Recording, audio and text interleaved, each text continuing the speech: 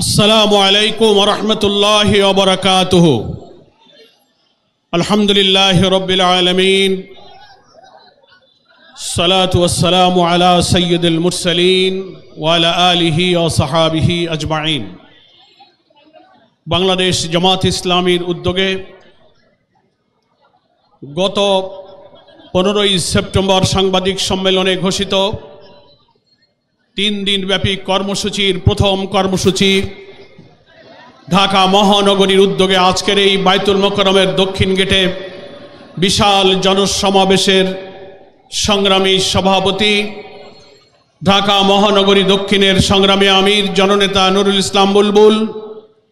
आपनारा देखते पाচ্ছেন आमादेर सभा मंचे उपस्थित आছেন जमात इस्लामीर सम्मानित केंद्रीय नेतृबृंद, ढाका महानगरी नेतृबृंद, सांबादिक बंधुगण, राजधानी ढाकार प्राण केंद्रे आजकेर এই विशाल समावेशे समवेत आमार प्रिय देशवासी भाई ओ बोनेरा।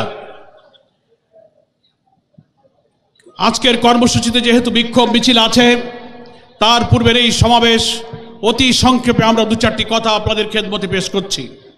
আমাদের নেতৃবৃন্দের কাছে আপনারা শুনেছেন দেশের রাজনীতি একটি স্বচ্ছ গ্রহণযোগ্য নির্বাচনের দিকে এগিয়ে যাওয়ার লক্ষ্যে দেশবাসীর যে আকাঙ্ক্ষা জামাত ইসলামী সেই প্রচেষ্টায় প্রাণান্তকর প্রচেষ্টা চালিয়ে যাচ্ছে। আমরা যেমন রাজপথে চেষ্টা চালাচ্ছি, ঐক্যমত্য কমিশনে আমরা চেষ্টা চালাচ্ছি, সরকারের সঙ্গে নীতি নির্ধারক যারা আছেন নির্বাচন কমিশনে সমমনা সমস্ত রাজনৈতিক দলের চতুর্মুখী প্রচেষ্টার মধ্য দিয়ে জামাত ইসলামী চায় একটি গ্রহণযোগ্য নির্বাচনের দিকে বাংলাদেশটা এগিয়ে যাক। কিন্তু দুর্ভাগ্য হলো আমরা দেখতে পাচ্ছি একটি মহল রাজনৈতিক প্রভাব খাটিয়ে অথবা দুঃখজনকভাবে কোন শক্তির কাছে প্রভাবের কাছে মাথা নত করে সরকার এবং এই সিদ্ধান্ত গ্রহণকারী কর্তৃপক্ষ কখনো কখনো লেভেল প্লেইং ফিল্ড রক্ষা করতে পারছেন না।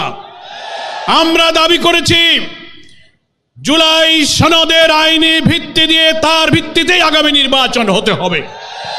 এখন একটি দল বাধার সৃষ্টি করে প্রতিবন্ধকতা সৃষ্টি করে বলছেন এই সাংবিধানিক সংস্কার এত সব সংস্কার নির্বাচনের আগে আইনি ভিত্তি দিয়ে সংস্কার করার কি প্রয়োজন, পরের সরকার আসবে সেই নির্বাচিত সরকার যে সংবিধান সংস্কার করবে তার তফসিলে তারাই এই সব বিধানগুলো সম্পৃক্ত সংযুক্ত করবে। এটা হচ্ছে গণ আকাঙ্ক্ষার সাথে বিরোধিতা। গত 5 আগস্ট প্রধান উপদেষ্টা জাতীয় সংসদের দক্ষিণ প্লাজায় যে জুলাই ডিক্লারেশন জুলাই ঘোষণা পেশ করেছিলেন, আমরা লেভেল প্লেইং ফিল্ডের ক্ষেত্রে যে রক্ষা করা হয়নি গোপনীয়তা রক্ষা করে জুলাই ঘোষণার মধ্যে একটি বিশেষ মহলের চিন্তায় এই জুলাই ঘোষণা ড্রাফট করে সেখানে গণ আকাঙ্ক্ষার বিপরীত অনেক কিছু সম্পৃক্ত করা হয়েছিল। আমরা এটা সংশোধন করতে বলেছি। তার 25 নম্বর অনুচ্ছেদে বলা হয়েছিল এর পরবর্তী সরকার এসে সংবিধানে এই সংস্কার এবং জুলাই সনদ বাস্তবায়ন করবে। এটা গণ আকাঙ্ক্ষা নয়। আমরা বলেছি এই ইলেকশনের আগেই আইনি ভিত্তি দিতে হবে এবং এই 84টি সাংবিধানিক এবং রাজনৈতিক নানান সংস্কারে আমরা যে ঐক্যমত্য পোষণ করেছি আরো 20টির মধ্যে প্রায় 8টি নোট অফ ডিসেন্ট যারা দিয়েছেন, বাকি যে আমরা একমত হয়েছি এই সংস্কারের বিষয়গুলোকে জুলাই সনদে অন্তর্ভুক্ত করে এটাকে কনস্টিটিউশন ওয়ার্ল্ডের সংবিধান আদেশ দিয়ে এবং গণভোটের মাধ্যমে নির্বাচনের আগেই আইনি ভিত্তি দিতে হবে। তা না হলে দেশ একটি মহা দুর্যোগের দিকে পড়ে যেতে পারে। আমি প্রধান উপদেষ্টার কাছে বিনয়ের সাথে নিবেদন করে আপনি এই দক্ষিণ প্লাজা জাতীয় সংসদে জুলাই ঘোষণার দিনও লিখিত অঙ্গীকার করেছেন যে আমরা বিদ্যমান রাষ্ট্র কাঠামোকে সব জায়গায় সংস্কার করব। কই আজকে যারা বলছেন নির্বাচিত পরের সরকার এসে সেটা সংস্কার করবে, তার অর্থ হলো এই দলেরই বড় স্থায়ী কমিটির নেতারা বক্তৃতায় বলছেন এখন আপনারা যত আইন সংস্কার করেন যত কিছু বানান না কেন আমরা ক্ষমতায় গিয়ে তা মুছে দেব। এখনই তাই যদি বলতে পারে তো আগামীতে কারা ক্ষমতায় যাবে আমরা জানি না, কিন্তু তাদের ইচ্ছার মধ্যে কিন্তু দুরভিসন্ধি আছে। তাই এখন যেহেতু অন্তর্বর্তীকালীন একটি নির্দলীয় সরকার, এটাই হচ্ছে জুলাই সনদের একটা জাতীয় ভিত্তি, সাংবিধানিক ভিত্তি, আইনি ভিত্তি দেওয়ার সবচেয়ে উপযুক্ত নিরাপদ সময়। সেজন্য কোনো তালবাহানা না করে আমরা ঐক্যমত্য কমিশনকে এবং সরকারকে, যেহেতু সরকার প্রধানই হচ্ছে ঐক্যমত্য কমিশনের প্রধান, আপনি সকলকে ডাকুন। কোনো সংকট তৈরি না করে আপনি কনস্টিটিউশন অর্ডারের মধ্য দিয়ে, একটা রেফারেন্ডামের মধ্য দিয়ে, এখনো সময় আছে, আপনি ইলেকশন এই সনদের ভিত্তিতে নির্বাচন করুন। কেউ কেউ বলছেন না এটা করা যাবে না, অনেক সাংবিধানিক মেজর ইস্যুতে যে ভিন্ন মতগুলো রয়েছে, আমরা প্রস্তাবে ঐক্যমত্য কমিশনে বলেছেন প্রধানমন্ত্রী পরপর 2 বার ক্ষমতায় থাকতে পারবে না, জুডিশিয়ারিতে প্রধানমন্ত্রীর ইচ্ছায় নিয়োগ হবে না, সাংবিধানিক পদগুলোতে নিয়োগ হবে না, সেপারেট অ্যাপয়েন্টিং অথরিটি হবে। এই সংস্কার যদি এখন না হয়, প্রেসিডেন্ট প্রধানমন্ত্রীর ক্ষমতার ভারসাম্যগুলো ঠিক করার জন্য যত সংস্কার এত 2 মাসে আমরা করলাম, তা যদি ইলেকশনের আগে না হয়, বিদ্যমান রাষ্ট্র কাঠামোতে যদি আবার নির্বাচন হয়, তাহলে এই কাঠামোতে আরেকটি ফ্যাসিবাদের জন্ম হবে। এই বিদ্যমান কাঠামোয় নির্বাচন হলে আরেকটি হাসিনার জন্ম হবে। বাংলার মানুষ আর ফ্যাসিবাদ জন্ম হতে দেবে না।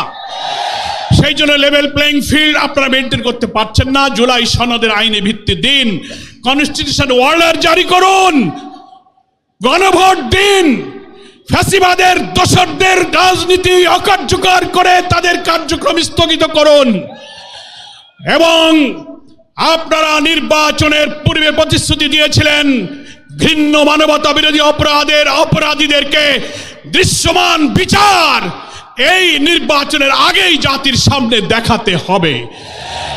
এগুলোই হচ্ছে আপনার প্রতিশ্রুতি বাস্তবায়ন করতে হবে। আপনি জনগণের কাছে প্রতিশ্রুতিবদ্ধ আছেন। তাই দেশবাসীকে আজকে বলবো, অনেকে বলছেন যে আপনারা আলোচনায় আছেন, আবার কেন আন্দোলনে যাচ্ছেন? এটাই হচ্ছে কারণ। আলোচনার টেবিলে যাচ্ছি, কিন্তু সে আলোচনার সফলতার মুখ দেখছি না। মনে হয় কোন চাপের মধ্যে পড়ে সরকার একটি শুভঙ্করের ফাঁকির দিকে যাচ্ছে। তাই আমাদের আন্দোলনের কর্মসূচি আমরা আজকে যেমন রাজধানীতে করছি, আগামীকাল সকল বিভাগীয় সদরে হবে, 26 তারিখে জেলা উপজেলায় হবে। দেশবাসীকে এই কর্মসূচি বিপুলভাবে সফল করে গণ আকাঙ্ক্ষা, উইল অফ দ্য পিপল, যেটা আমাদের আর্টিকেল 7 এর মধ্যে বলা হয়েছে, এর ভিত্তিতেই জুলাই সনদের আইনের ভিত্তি দিয়ে এই নির্বাচনী হতে হবে। আমরা ফ্যাসিবাদের রাষ্ট্র কাঠামো সংশোধনের জন্যই এত রক্ত দিয়েছি, এত জীবন দিয়েছি। এখন যদি 2 মাস 3 মাস সংস্কার করার পর একটি দল বলে এটা পরে হবে, তাহলে এতদিন আমাদের কেন পরিশ্রম করালেন? সেই জন্যই আমরা বলছি আমাদের আন্দোলন এটা রাজনীতির অংশ। It is the part of politics. আমাদের আন্দোলন জনগণের আকাঙ্ক্ষা তুলে ধরার জন্য, আমরা আলোচনার টেবিলে নিষ্পত্তি হওয়ার জন্য আশাবাদী। আমরা নিরাশ নই। দাবি পিআর মানতে হবে। 70% লোক সার্ভেতে বলেছে পিআরের পক্ষে। কমিশনে 31টি দলের 25টি দল পিআরের পক্ষে। আপনারা বলছেন পিআর খায় না, মাথায় দেয়। আপনারা বলছেন যে দেশের লোকেরা ভোট ইভিএম বোঝে না, তারা পিআরও বোঝে না। কোন রাজনৈতিক ব্যক্তিত্ব সম্পন্ন লেখা বলতে পারে না। আমরা চ্যালেঞ্জ দিচ্ছি, গণভোট দিন। পিআর পক্ষে আছে কি বিপক্ষে আছে? জনগণ যদি পিআর মানে তো আপনাদেরকেও মানতে হবে, আর জনগণ যদি বিপক্ষে যায় আমরা জামাত ইসলামী তা মেনে নেব।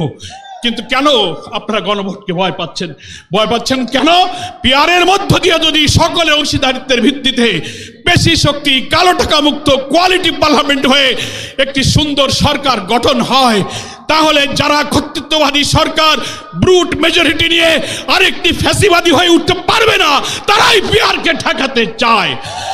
আসুন 5 দফা দাবির ভিত্তিতে গড়ে ওঠা এই আন্দোলনকে দাবি আদায় না হওয়া পর্যন্ত আমরা অব্যাহত রাখার অঙ্গীকার করে আজকে রাজধানী ঢাকার এই সমাবেশ থেকে বিদায় নিয়ে এখনই বিক্ষোভ মিছিলে যোগদান করব। আল্লাহ হাফেজ। বাংলাদেশ জিন্দাবাদ। জামাত ইসলামী জিন্দাবাদ।